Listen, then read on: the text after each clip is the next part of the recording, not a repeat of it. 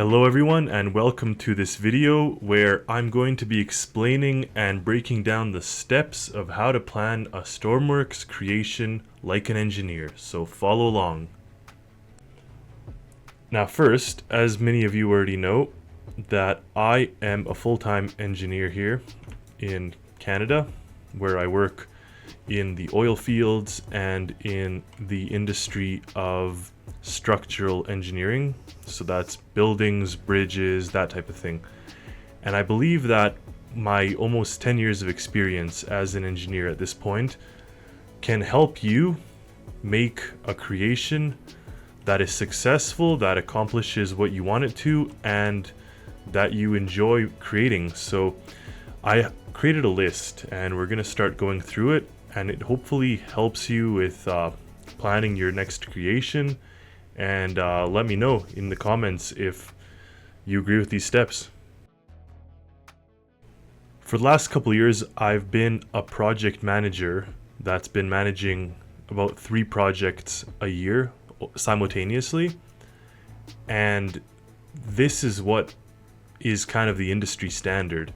Now, of course, it may not apply to everyone, and this isn't every inclusive step that an engineer does, but of course, you have to make a plan, and a plan can be as simple or as complex as you like. I like a mid-level detailed plan. So take, for example, the Irish Coast Guard cutter Dante you see in front of you. The first thing that the plan I would do if I decided I wanted to make a ship like this, say I found a picture of it on the internet, or got an idea just that randomly came to me, and I decided I wanted a ship like this in my head or whatever. So you make a list. So I always start off with a wish list, and I do this, I mean, in a corporate setting you do it with your whole company, but in this case Stormworks is, or my Stormworks is for me only. So it's up to my imagination and creativity. Obviously if you're with a team, you have to work with your team. But here, let's say we found this picture on the internet, or it's a sketch that we did from an idea we got, and now we brainstorm. So with this ship we have in front of us, I'd say it's a mid-size ship. You don't have to have exact specifications, but you could say helipad / VTOL. Obviously there's a boat launch at the rear. There's a front gun. There's a small, or call it a 2-level superstructure. So you get the point. This is kind of what you do. You could list interesting things like this one does have an airlock. This one doesn't have a mini sub, but let's pretend it had a mini sub. There's obviously a crane. You could have a gantry crane, a garage. You know, this is for you to envision what you want on this list. And I always start off personally with a Word document like this, just a word processor or a note on my phone, and then you move into Excel. Now this is an actual document that I use myself for tracking my work and changes, so I just pasted these tasks here. Obviously I populate this Excel with all of my steps that are required. So for example, I'd put a fire suppression system, and then here I'd say engine room. If it's a larger vessel that has many decks, I would say deck D, and then here I'd just say complete yes or no. And sometimes you find that you're thinking about, like, I get overwhelmed with the amount of tasks I have. So like for example, camera system. In the bridge,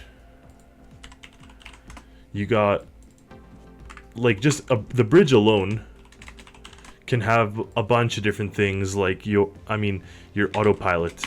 You can have the, let's think, autopilot, it'll have our navigation, it'll have all sorts of stuff. So this will help you break it down and see everything that you need to do. Sometimes they can be very specific tasks, like add a fire hose to the rear deck. So in this case, you have a specific task that you can keep track of. I find that with myself, I'm always thinking about what the next step is, even when I'm not making my creations. And then I just go and write them down here. Like sometimes it just hits you. Oh, wow, I have to do this. I totally overlooked it. You add it here. And then once you've completed it, you either delete it off the table altogether or just press yes here. At one point, this whole spreadsheet was populated with items as I was making the RSV Adria. This thing was all the way filled out. Or Avala, sorry, with the moon pool. Like the moon pool had a bunch of different things, add lights here, add lights there. So you make a wish list first, like I showed you here.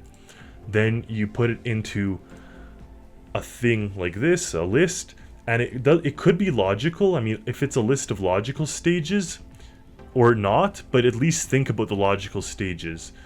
And lastly, when you have the table in front of you or the list in front of you and the picture of what you want to do, or at least an idea sketch, you think, is this right for me with my current skills? That's something every engineer has to ask themselves.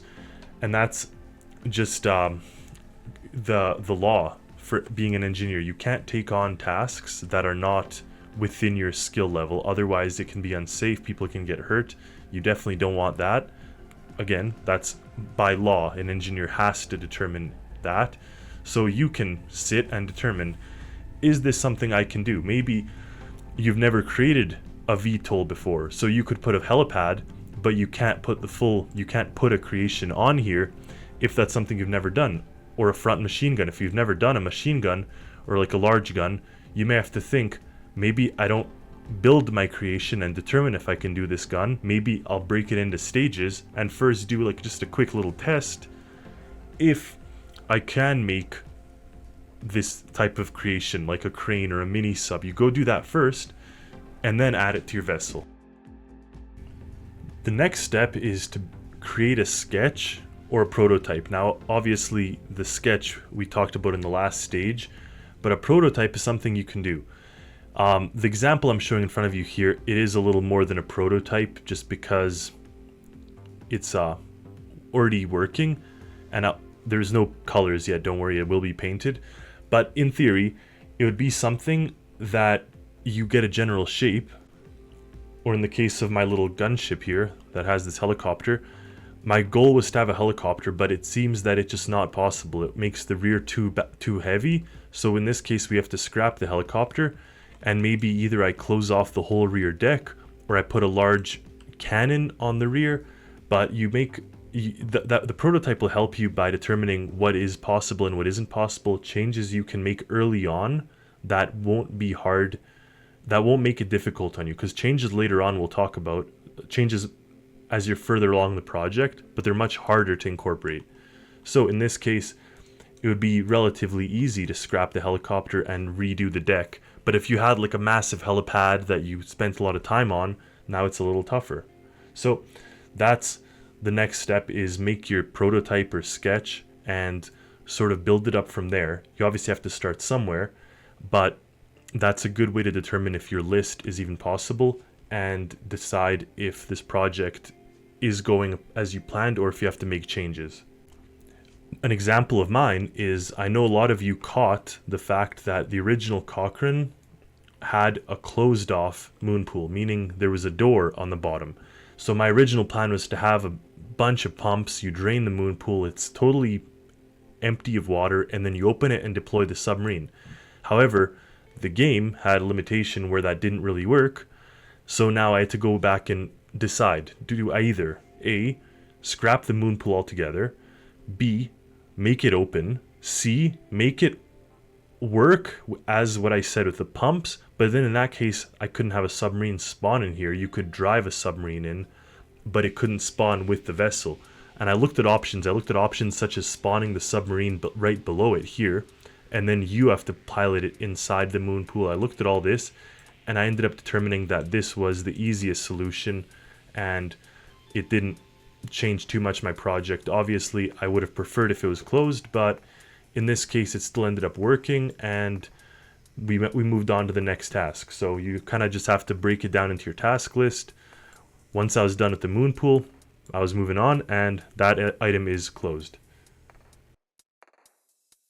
Depending on how you like your creations and what's on your wish list, you may have supplementary vehicles that spawn with your vehicle. So I love putting as much meat into my creations. So here you have a mini helicopter, you have a sea scooter, and you have a little a rib boat. So that's in addition to this. I guess this one does not have the ROV, but there's a little generator here, which is actually its own creation. So in addition to, call it the main creation, which is the boat, you have 4 accessory creations. Now, they play a massive part in your creation. Sometimes, like the case of this helicopter, I actually developed it after I made the Alaska, which is the sister ship of the Akiak, I believe, this one. Yeah. So this little helicopter I made after I made the first sister ship, and I found, oh, perfect, I could fit it on. However, the rib, this was developed well before I made this platform. And if I hadn't done it that way, if I made the platform first and then made this rib, and say it was too long or too big, I'd have to go back and change things. So what I find is the best way when you're making external or supplementary creations is make them first, or at least plan for them, because then you can, first of all, take the time to develop them properly, release them as their own release, and you make sure that your vessel or creation is fully suited to fit them and house them and supply them, feed them, you know, fuel them up, all that stuff. That's all accounted for when you do it in that logical progression. So that's the next item. That is the current item on the list that I'm discussing, is develop your supplementary or additional creations first or in parallel. Sometimes you find that you need to include a creation in one of your creations, such as all these little golf carts. I was building my oil rig, my oil platform, pardon me, and I was like, I need to have some sort of vehicle that can get me from point A to point B. Now, I mean, obviously you could run, but for me that was something. So I stopped the project of the oil platform. I went and developed this row of little carts, and then I moved back to my oil platform, knowing now I have a cart and I know the size of it, so I know that if I make a little road or a bridge or path, I know exactly how big it has to be and all that stuff. So in this case it was done in parallel, but I didn't wait until the creation was done and then decided, oh, I have to go back and change things. Preliminary testing. So this is just telling you to troubleshoot each system separately to ensure that mistakes aren't compounded throughout, and it's to tell you to focus on each system to get it to a level that you're happy with before you move on to your next thing. So if you remember our little Excel spreadsheet with our fire suppression system, so if we go down to our engine room here, in this case we made ourselves a fire suppression system, but in the case of something else, like say this purge water or manual throttle override, you wouldn't worry about doing too many things, even in this room, for example, because mistakes will compound themselves. I've had things where I was really keen and kind of just working, so I decided to do a bunch of things at once. Maybe it was a microcontroller, so I put 2 or 3 microcontrollers that are all connected to the throttle, like this. And then, of course, once I went ahead and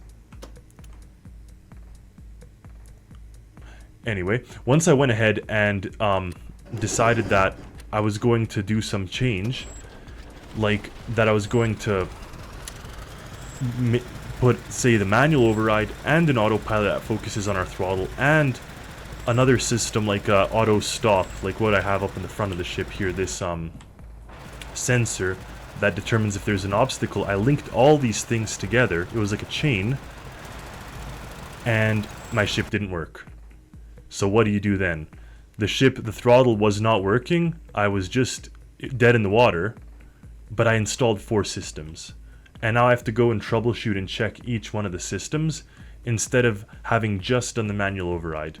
Tested it, it works, perfect. Then we just do the autopilot, perfect, throttle works. Then we do something else like that, the sensor that stops the thing, oh, throttle's not working at all, so it's got to be that system. So I do it in stages and do little preliminary tests, spawn your creation often, go into it all the time to make sure that it has what you want, that it's working, and that you don't have to spend a bunch of time searching for issues that you didn't have to have because you're too keen or too, I'm going to tackle a bunch of things at once. If they're separate systems, go for it, because at least separate systems, like if I did this crane and then I did this helicopter with its connectors, they're entirely separate systems.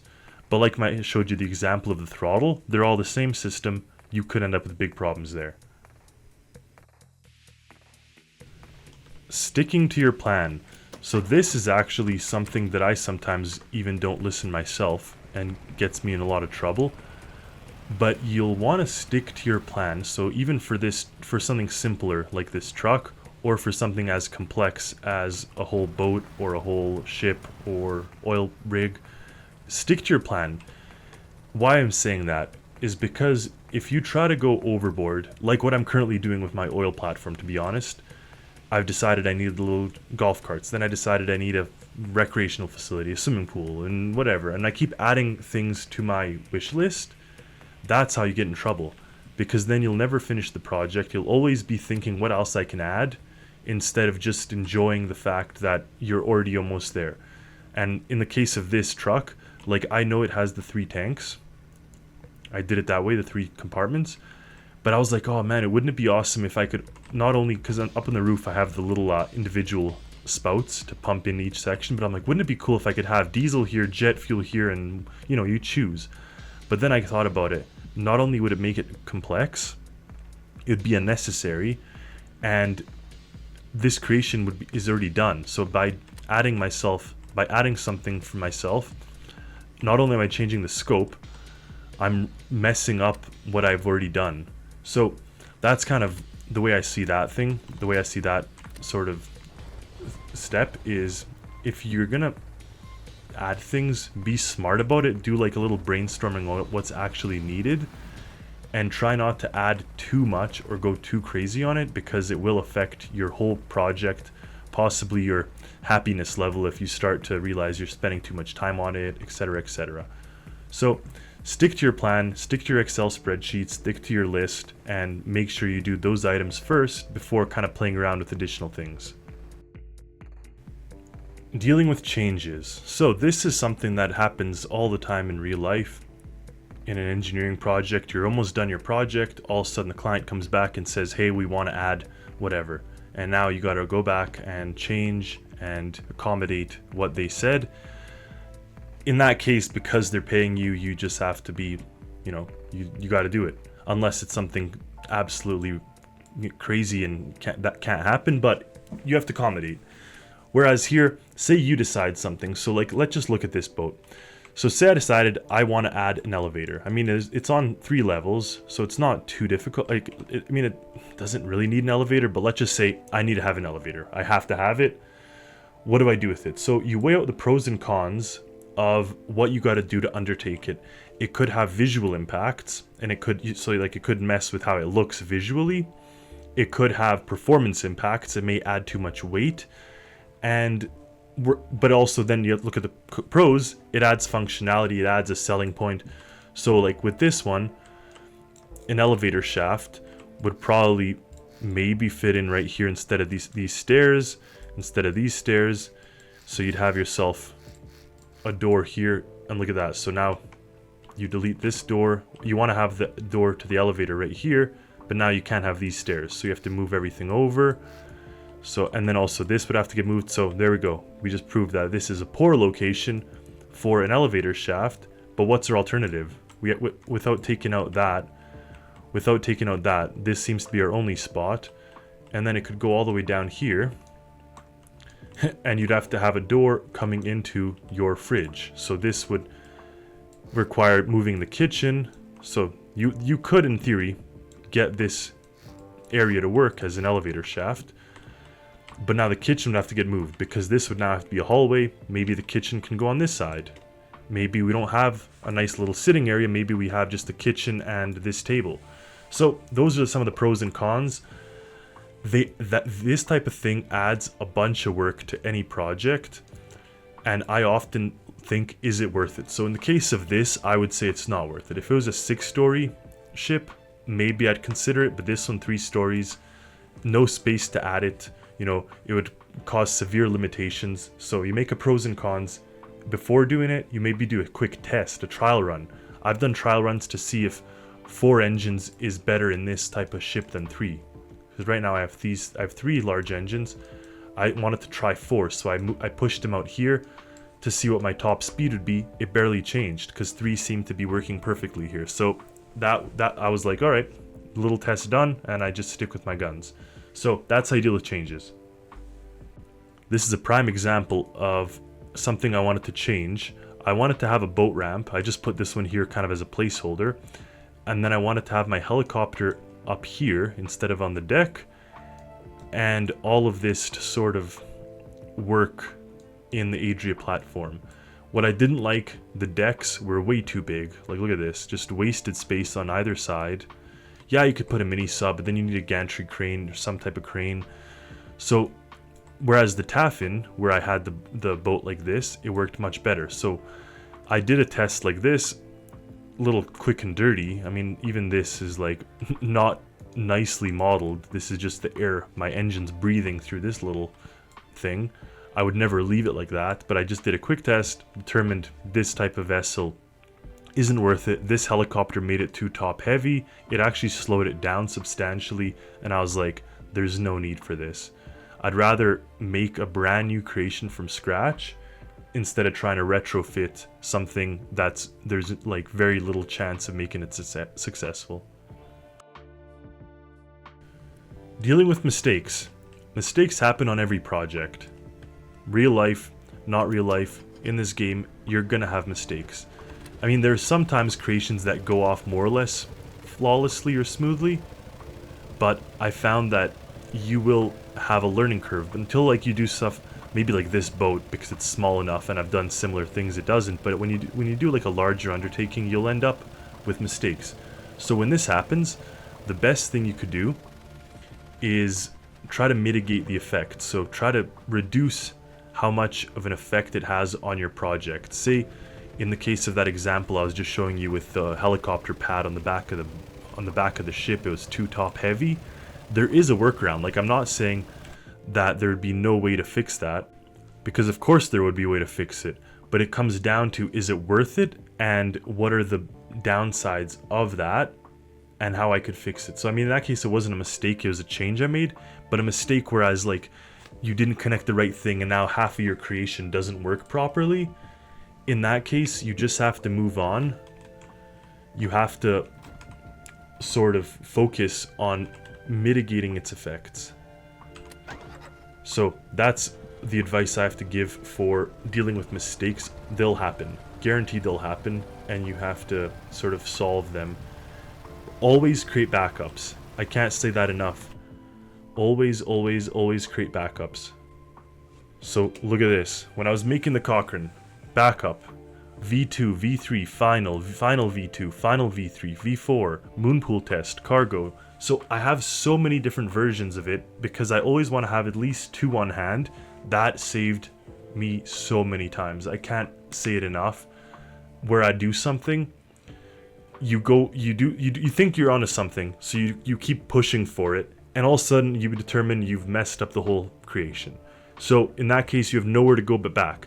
And yeah, this backup thing is great, but look at that. It only goes back around 10 minutes. So if you've been working on something for an hour, only to realize it will never work, unless you have a backup, you are going to be in big trouble to trying to fix it. So make backups. That is in real life, that is in engineering, that is in any career you can think of. Make backups. Have a backup plan. Focusing on one big project or task at a time. That is key, my friends, because even this ship you're looking at now, I know this is the sort of pretty version without the rust that I've done, But even with all of that, that one, the Cochrane taught me a massive, massive lesson, because I ended up taking on way too much. The best thing that I could have done, and the best thing that I did do, is have my little list of what I wanted to do, what I needed to do, and go from there, one item at a time, nice and easy. You take one thing off your task list, you move on to the next item on your task list, and you kind of just go from there. So you got to focus on one project or one task at a time. Once you start with multiple, you're going to end up overwhelming yourself. You're not going to enjoy it. You're going to end up sort of overwhelmed. So I can't say that enough, and I fall victim to that so many times on my own doing, where I try to do way too much at once. It does not work. It doesn't end well. You end up in a worse spot than if you were just to take it easy and enjoy creating sort of one thing at a time. The last thing is to see it through and don't give up. It's very easy to just think, oh, I'm never gonna get this done. I can't do it. I shouldn't do it. There's so many things that can be weighing on you and saying that internally, your friends or whatever, your fellow Stormworkers saying that you shouldn't be doing something. But end of the day, anything is possible. Anything is possible, and if someone else did it, you can do it.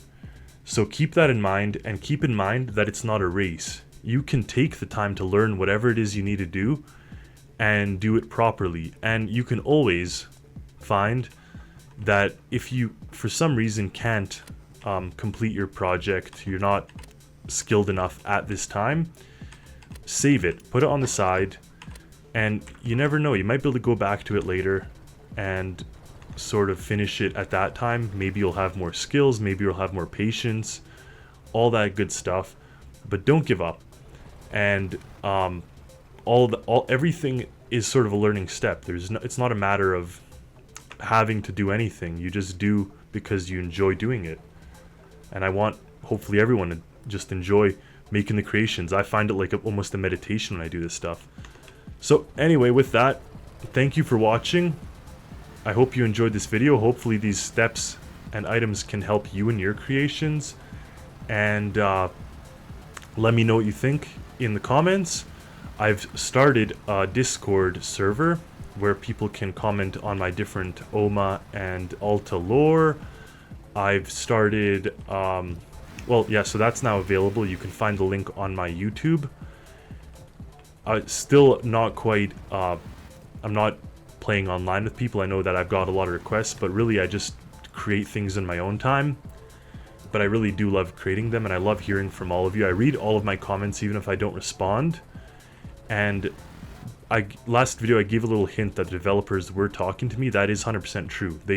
I've heard from them that they enjoy my videos on YouTube and to keep up the good work. So I hope all of you also enjoy the videos, and of course stay tuned for more. And as always, happy Stormworksing.